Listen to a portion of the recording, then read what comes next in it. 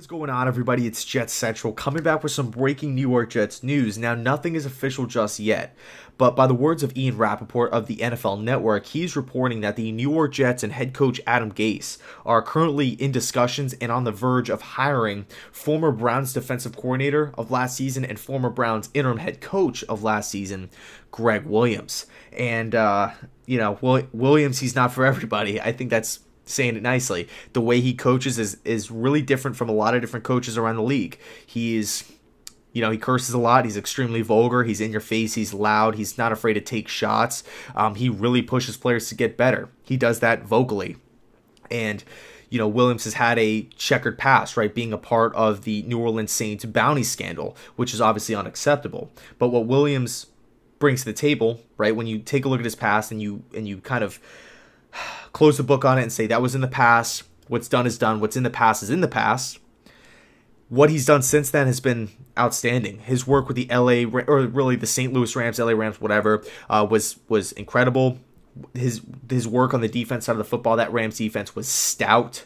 And then going to his time with the Cleveland Browns, I mean, the Browns were an absolute mess with Hugh Jackson running the show.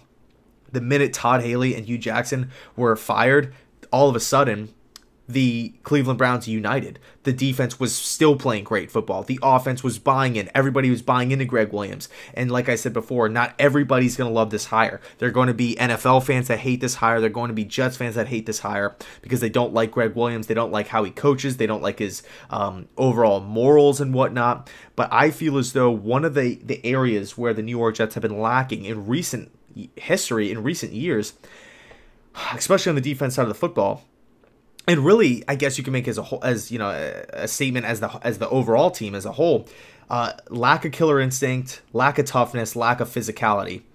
Those three areas Gregg Williams will bring to the table right off the bat. I also feel as though him and Adam Gase are going to be a nice yin and yang because Adam Gase is not a yeller. Adam Gase is not a screamer. He's not going to freak out on the sidelines. He's not going to freak out on players. Gregg Williams is. Okay, another interesting thing about Gregory that I like is his 4-3 defense. I've been calling for a 4-3 defense for a long time. Now, I don't expect instant success with the 4-3 defense because whenever you're transitioning from a 3-4 to a 4-3 or a 4-3 to a 3-4, it's a big transition period. It doesn't just happen overnight because the defense was built from the previous regime to fit a certain scheme. Now, you're going to have to come into the off season via draft, via free agency, trying to fill holes and mix and match the 3-4 players on defense already to a 4-3. Okay, so it tells me one thing, that this 4-3 defense expect more sacks, expect more quarterback pressures. Okay, when we have two traditional edge rushers off the side, the chance of getting to the quarterback when we're not blitzing go through the roof. If we can land a few free agent edge rushers, whether, again, through the draft or through free agency,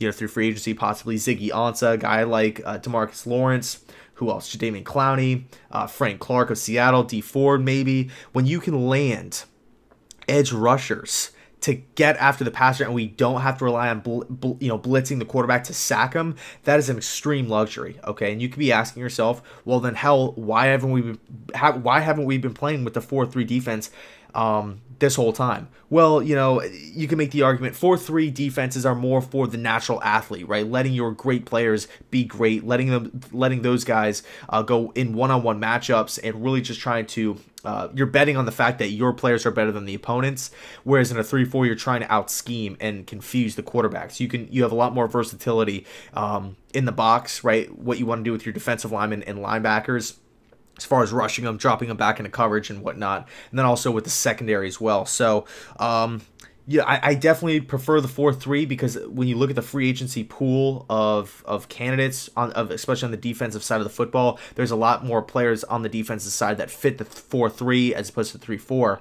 So I love Gregg Williams coming to the Jets because we're switching back to a more traditional defense, right? The 4-3. The potential New York Jets players that are going to be out in the free agent market fit that system more. So thus, probably increasing our chances of getting those guys. Number 3, he's going to bring toughness. He's going to bring a sense of aggression, a sense of physicality to this Jets team an area where I feel like this Jets team has lacked for years now. And then number one, or the last point, killer instinct, right? He has the killer instinct. He has the trait where he just wants to put teams away. He wants to just bury teams. When his defenses give up a little bit, he goes ballistic. He goes berserk. Whether it's in the meeting room, whether it's on the sidelines, he loses the guy's a loose cannon, right? But I feel as though maybe that's what the Jets need.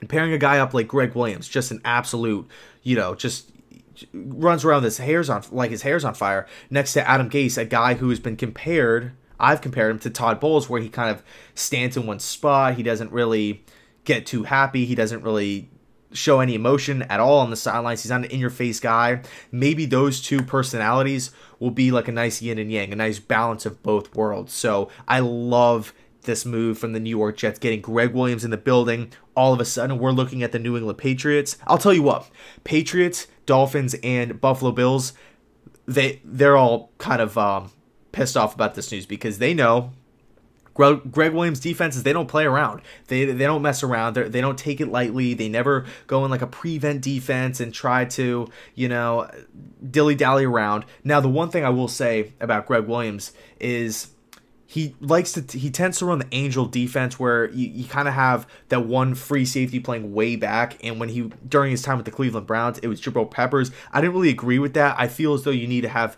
a guy like Peppers more up close to the line of scrimmage to get him in the feel of the game. I look at the New York Jets, and if he wants to put Jamal Adams 15 to 25 yards back from the line of scrimmage, that's a no-go. I'm not in favor of that at all. I'm not a big fan of the Angel defense, where you have the one roving safety way in the back, where you're pretty much guaranteed to never get beat over the top because you always have that one guy playing far back. I just don't like the philosophy. I understand the philosophy behind it. I just don't necessarily agree with it. So I don't want to see a lot of this Angel defense stuff, but the 4-3, I like going back to that move. Now it's up to this coaching staff. It's up to Mike McCagnon and ownership, and really even the current players, to recruit the players in the free agent pool, right? And then, of course, the draft, we have the 3rd overall pick. I wonder what we're going to be doing, but exciting times in Jetland, okay? This is exciting times. We have a new head coach. We have a new defensive coordinator, new offensive coordinator. We have a ton of money. We have new uniforms. We got a top 3 draft pick. So crazy stuff. The whole world is shaking right now, and I can't wait to enjoy this ride with you guys. So thank you guys so much for watching, and as always, go Jets.